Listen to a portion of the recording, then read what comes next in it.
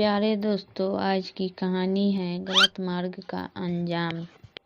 किसी ग्राम में किसान दंपति रहा करते थे। किसान तो वृद्ध था, पर उसकी पत्नी युवती थी।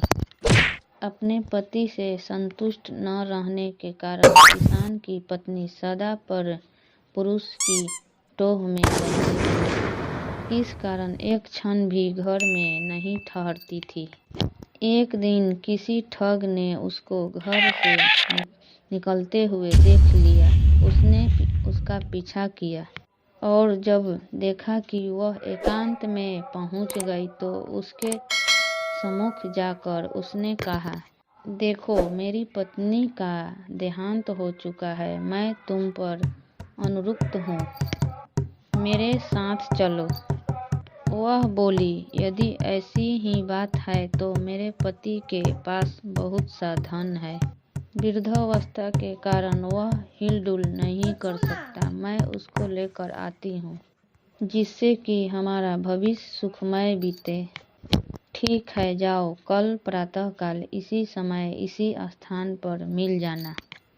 इस प्रकार उस दिन वह किसान की स्त्री अपने घर लौट गई।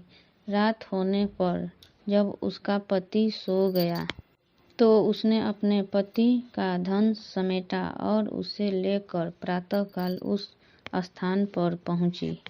दोनों वहां से चल दिए। दोनों अपने ग्राम से बहुत दूर निकल आए थे कि तभी मार्ग में एक गहरी नदी आ गई। उस समय उस ठग के मन में विचार आया कि इस औरत को अपने साथ ले जाकर मैं क्या करूँगा, और फिर इसको खोजता हुआ कोई इसके पीछे आ गया तो वैसे भी संकट ही है। अतः किसी प्रकार इसे सारा धन हथिया कर अपना पिंड छुड़ाना चाहिए। यह विचार कर उसने कहा, नदी बड़ी गहरी है, पहले मैं गठरी को उस पार रख आता हूँ, फिर तुमको अपनी पीठ पर लादकर उस पार ले चलूँगा। दोनों को एक साथ ले चलना कठिन है। ठीक है, ऐसा ही करो।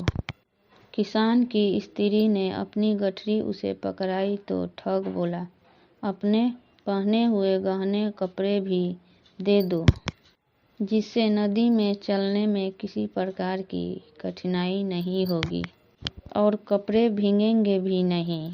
उसने वैसा ही किया। उन्हें लेकर ठग नदी के उस पार गया तो फिर लौट कर आया ही नहीं।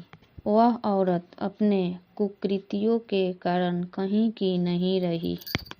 इसलिए कहते हैं कि अपने हित के लिए गलत मार्गों का मार्ग नहीं अपनाना चाहिए। तो यह कहानी अच्छी लगी होगी तो मेरे चैनल को लाइक कीजिए, सब्सक्राइब कीजिए, शेयर कीजिए।